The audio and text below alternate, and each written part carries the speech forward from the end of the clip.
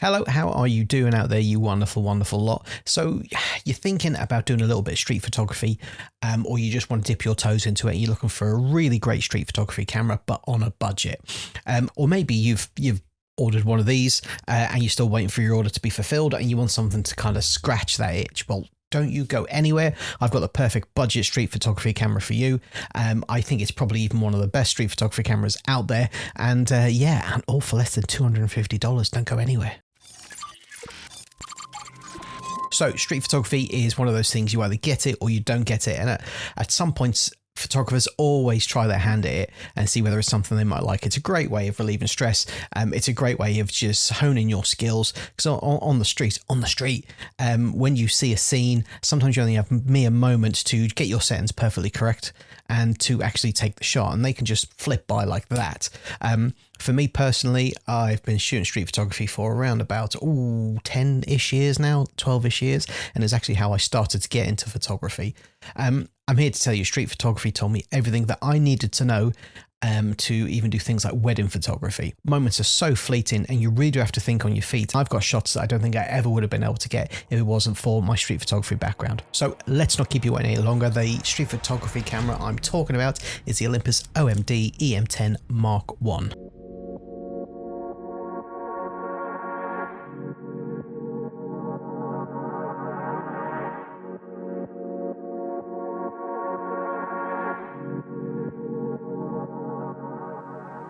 So before we get started and give you a rundown of some of the specifications of this camera, let's show you a few images from the Olympus OMD EM10 Mark I.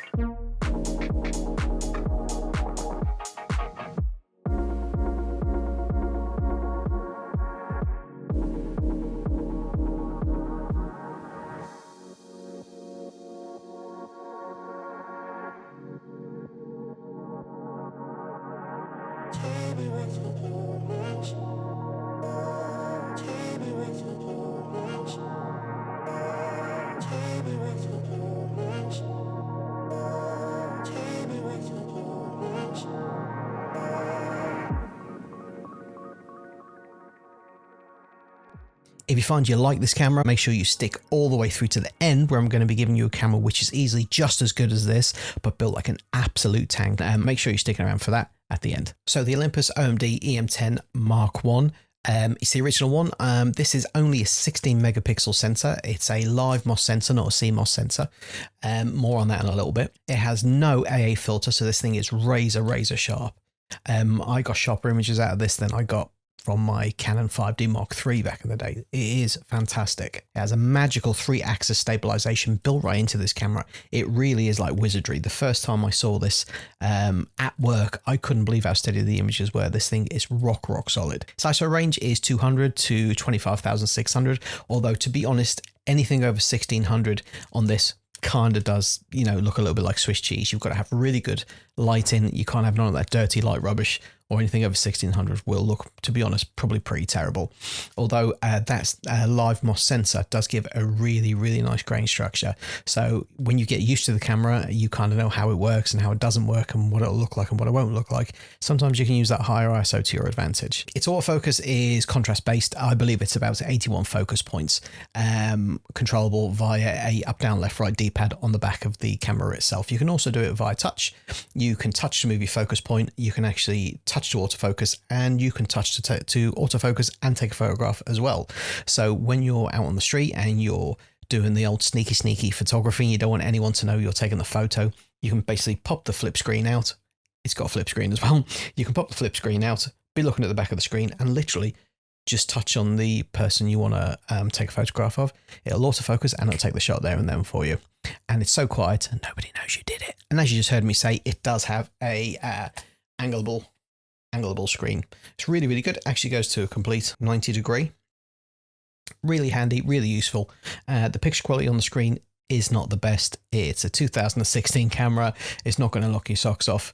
The EVF, again, isn't really the best. It's fairly bright, it's fairly clear.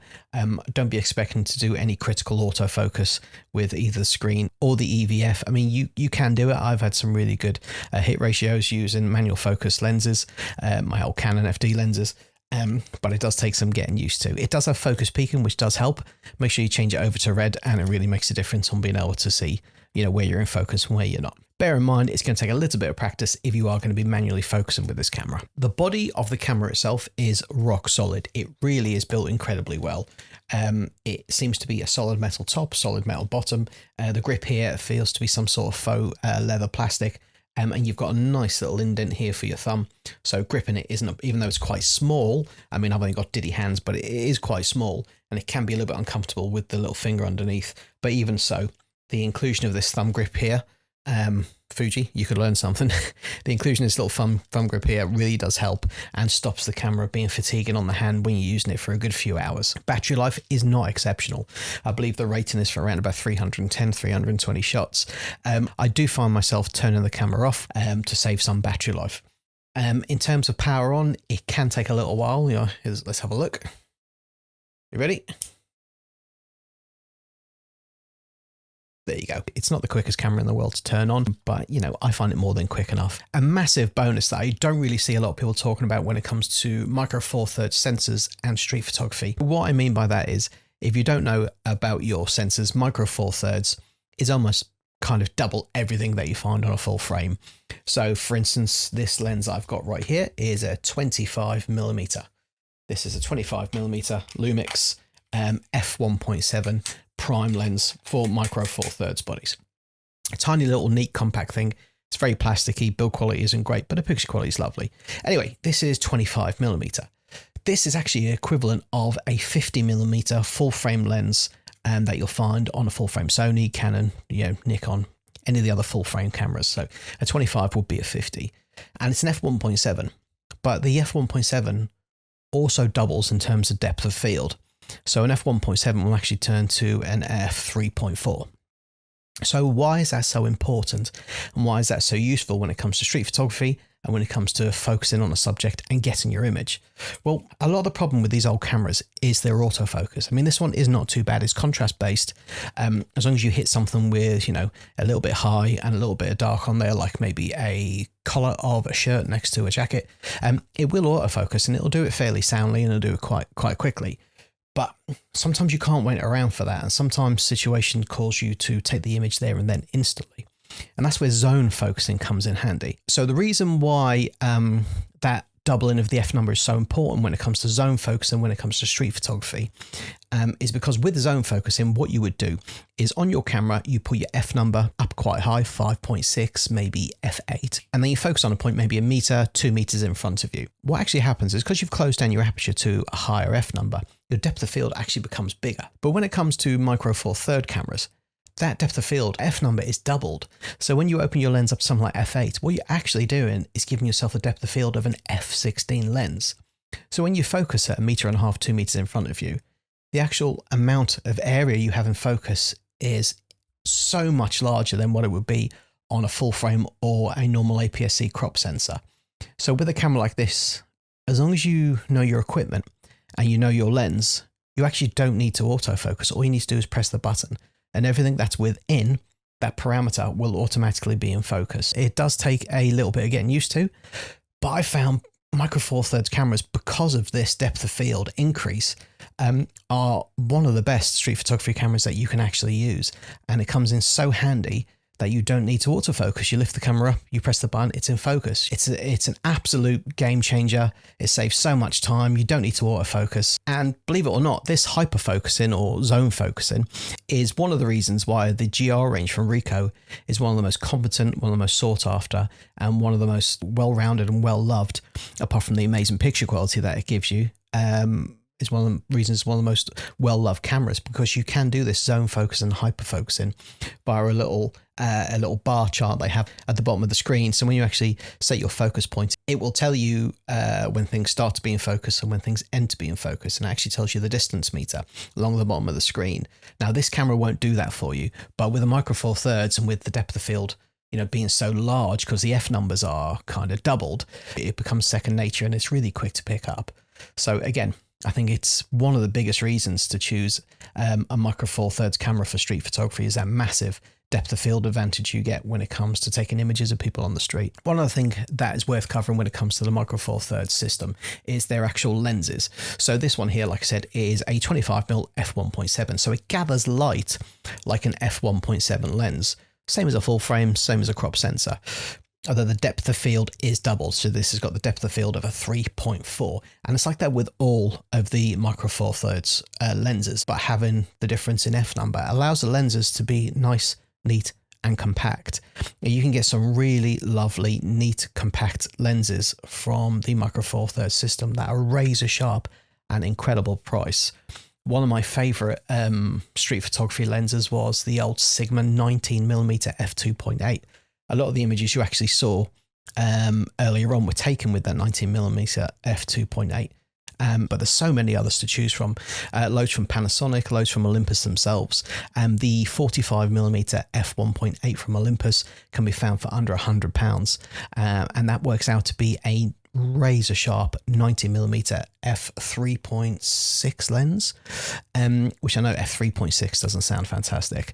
But on a 90mm you get beautiful bokeh, great subject separation, and it's just an all-round amazing portrait lens. So you owe it to yourself to look into the lenses from the system, have a search and see what you can find out there, because I think you'll be surprised at what you can actually achieve with a Micro Four Thirds system and how they can even stack up against some of the sensors we've got going on like nowadays, not in megapixels but in actual in their fidelity without the AA filter on the cameras, and just the clarity of the lenses. They're fantastic. They're really good and well worth looking out for. Now, I touched upon this a little bit earlier on in the video, and that is the live MOS sensor that comes in the older Olympus cameras.